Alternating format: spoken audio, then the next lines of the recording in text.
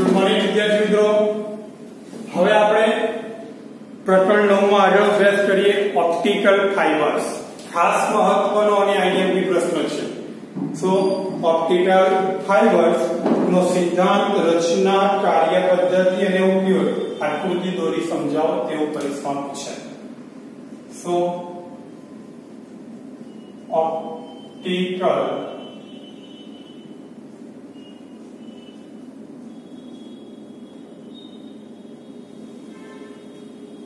fibers, optical fibers એનો સિદ્ધાંત, રચના, કાર્યપદ્ધતિ, બરોબર. તો આ અને ઉપયોગ.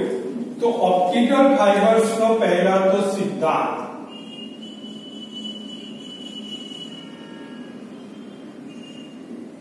તો ઓપ્ટિકલ ફાઇબર્સ જે પૂર્ણ આંતરિક પરાવર્તન, પૂર્ણ આંતરિક પરાવર્તન ના સિદ્ધાંત પર કાર્ય કરે છે.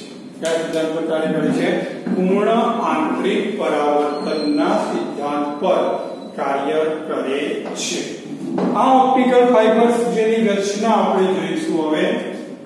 સિદ્ધાંત પછી શું આવે? તેની રચના.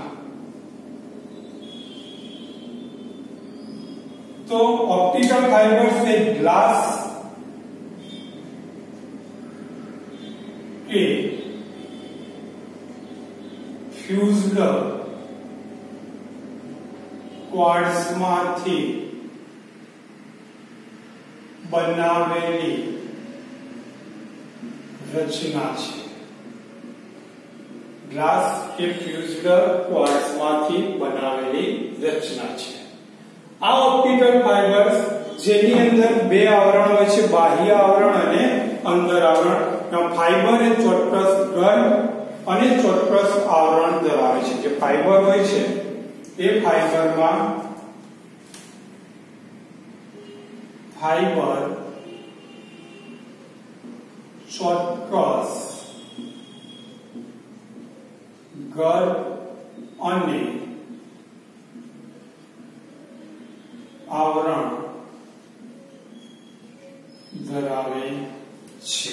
શું ધરાવે છે? ફાઇબર ચોક્કસ ગર્ભ અને આવરણ ધરાવે છે. આ ફાઇબર જેની અંદર જે ગર્ભ વિસ્તાર છે એના માધ્યમનો વક્રીભવનાંક એ બહારના માધ્યમના વક્રીભવનાંક કરતા વધારે હોય છે. સો ગર્ભના દ્રવ્યનો વક્રીભવનાંક, ખાસ મુદ્દો યાદ રાખજો કે ગર્ભના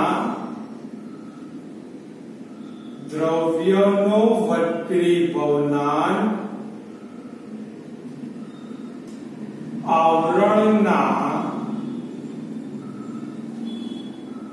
વક્રીભવનાંક કરતા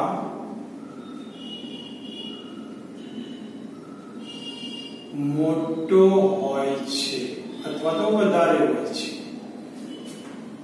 આ ઓપ્ટિકલ ફાઇબર્સ જે લાંબી નળી જેવી રચના છે, લાંબી નળી જેવી શું છે? રચના છે, બરોબર. એમાં આ રીતે રચના હોય છે.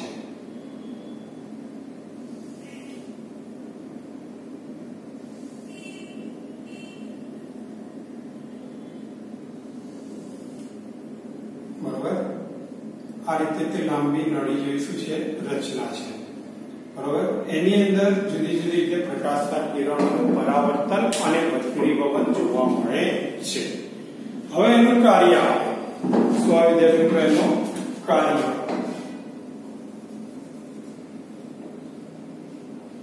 તો કાર્યની અંદર અહીં જ્યારે ઓપ્ટિકલ ફાઇબર્સની નળીના એક છેડેથી પ્રકાશના કિરણ અંદર દાખલ થશે. આ રીતે કિરણ અંદર શું થાય છે? દાખલ થાય છે. ત્યારે તે પ્રકાશના કિરણનું વારંવાર પૂર્ણ આંતરિક પરાવર્તન થાય છે. શું થાય છે? વારંવાર પૂર્ણ આંતરિક પરાવર્તન થાય છે કે ફાઈબરની એક છેડાથી પ્રકાશ અંદર દાખલ થાય ત્યારબાદ તેનું વારંવાર પૂર્ણ આંતરિક પરાવર્તન થાય છે. બરાબર? એટલે અહીંયાથી આ રીતે આમ દાખલ થશે એટલે તે પ્રકાશ આ રીતે આમ આપાત થશે, અહીંયાથી પાછો આ રીતે આપાત થશે, અહીંયાથી આ રીતે આપાત થશે, અહીંયાથી આ રીતે આપાત થશે અને અહીંયાથી તે બહાર નીકળશે. આ વારંવાર જ્યારે પૂર્ણ આંતરિક પરાવર્તન થાય છે ત્યારે તેની તીવ્રતામાં કોઈ જ ફેરફાર થતો નથી. કેમ? કારણ કે આ ગર્ભની રચના જ એ રીતે કરેલી હોય છે કે તેની તીવ્રતામાં કોઈ જ ફેરફાર થતો નથી. વારંવાર પૂર્ણ આંતરિક પરાવર્તન થાય છે અને છેવટે બીજા છેડેથી નિર્ગમન પામે છે. અહીં વારંવાર પરાવર્તન થવા છતાં તેની તીવ્રતામાં કોઈ જ ઘટાડો થતો નથી. શું થતું નથી? તેની તીવ્રતામાં કોઈ જ ઘટાડો થતો નથી. કારણ કે આ તીવ્રતામાં ઘટાડો થતો વારંવાર પૂર્ણાંતરિક પરાવર્તન થવાનું કારણ એ છે કે પ્રકાશ માટે દ્રવ્યનો વક્રીભવનાંક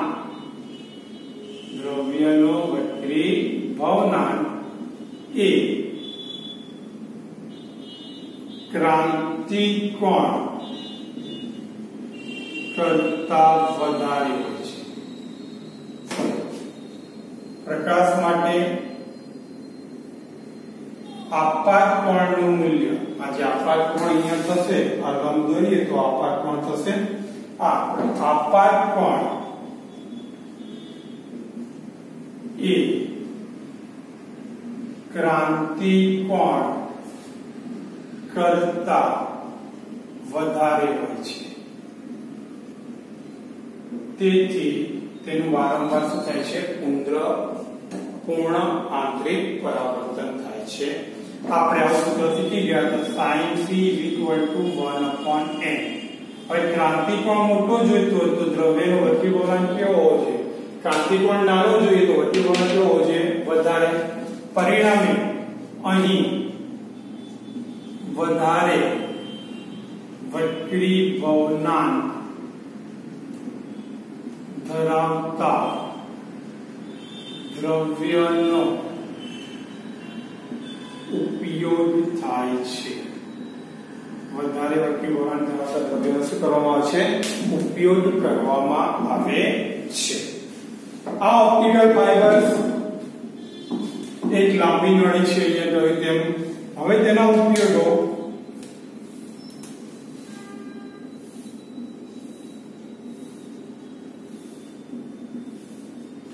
તો ઓપ્ટિકલ ફાઇબર્સના ઉપયોગોની અંદર આપણે જોવા જઈએ તો ઓપ્ટિકલ ફાઇબર્સના ઉપયોગમાં પહેલો ઉપયોગ કે તેનો ઉપયોગ ઓડિયો વિડિયો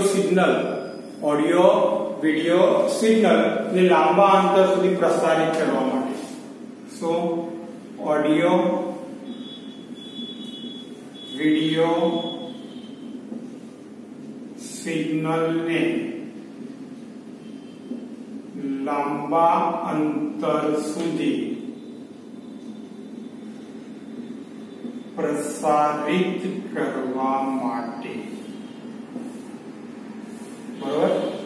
અને આ ઓડિયો વિડિયો સિગ્નલને લાંબા અંતર સુધી પ્રસારિત કરવા માટે જે આપણે વાપરવામાં આવે છે તેની અંદર એક પ્રકારની ઉર્જાનું બીજા પ્રકારની ઉર્જામાં શું થાય છે? રૂપાંતરણ થાય છે. બરોબર. બીજું કે એક પ્રકારની ઉર્જાનો બીજા પ્રકારની ઉર્જામાં, એનો બીજો ઉપયોગ છે એક પ્રકારની ઉર્જાનો બીજા પ્રકારની ઉર્જામાં રૂપાંતરણ કરવા ટ્રાન્સડ્યુસર તરીકે કોના તરીકે તેનો ઉપયોગ થાય છે? ટ્રાન્સડ્યુસર તરીકે વપરાય છે. બીજું પછી ત્રીજું કે ઓપ્ટિકલ ફાઇબર પ્રકાશના સંકેતો, પ્રકાશના શું? સંકેતો નું પ્રસારણ કરે છે. પરિણામે તેનો ઉપયોગ એન્ડોસ્કોપી એટલે શરીરની અંદરના આંતરડાની જે હોય છે એ આંતરડાનો નિરીક્ષણ કરવા માટેની જે ટેકનોલોજી છે એને એન્ડોસ્કોપી કહેવામાં આવે છે. બરોબર. રેડી ની અંદર કરવામાં આવે છે. બીજું ડેકોરેટિવ લાઇટમાં, ડેકોરેટિવ લાઇટ એટલે કે તમે પેલી લાઇટ એક પ્રકારની જોઈ હશે, નીચે એક બલ્બ જેવું હોય છે અને ઉપર નાના નાના પાતળા તાંતણા રૂંસા જેવું હોય છે. એ રૂંસા એટલે કે ઓપ્ટિકલ ફાઇબર્સ. આમાં નીચે જે લાઇટ હોય છે, લાઇટને કારણે પ્રકાશના તરંગ છે ઉપર સુધી જાય અને ઉપર એ પાતળા તાંતુ જેવું હોય છે એની ટોચ પર પ્રકાશિત સંકેતોનું નિર્માણ થાય છે. બરોબર. ડેકોરેટિવ લાઇટ તરીકે આપણે તેનો ઉપયોગ કરવામાં આવે છે. ખ્યાલ આવી ગયો? પરિણામે એ સ્વિચ ઓન કરો એટલે પ્રકાશિત તંતુઓ આપણને જોવા મળે રંગબેરંગી. બરોબર. ઘણી જગ્યાએ બેઠા હોય છે લઈને એ રીતે. સિલિકા ગ્લાસ ફાઇબરમાં પ્રકાશ 1 કિલોમીટર સુધી પ્રસરણ પામે છે. કોની અંદર? સિલિકા ગ્લાસમાં પ્રકાશ 1 કિલોમીટર સુધી પ્રસરણ પામે છે. એટલે અંદર સુધી પ્રસરણ પામે છે. 1 કિલોમીટર સુધી તેનું પ્રસરણ થઈ શકે છે. આ ઓડિયો વિડિયો સિગ્નલ એટલે કે આપણે જે ટેલિફોનના તાર આવે છે એ ટેલિફોનના તારની અંદર તમે ક્યારેક તાર તોડી અંદર જો તો સફેદ કલરના તાંતણા જોવા મળશે. આ સફેદ કલરના તાંતણા જે ફાઇબર્સ છે, ઓપ્ટિકલ ફાઇબર્સ છે, જેના દ્વારા પ્રકાશના તરંગોનું એક છેડેથી બીજા છેડે સુધી પ્રસરણ શક્ય બને છે, બાકી શક્ય છે નહીં. ખ્યાલ આવ્યો વિદ્યાર્થી મિત્રો? તો અહીંયા આજે આપણે આટલે સુધી રાખીએ છીએ. ત્યાં સુધી જય હિન્દ, જય ભારત.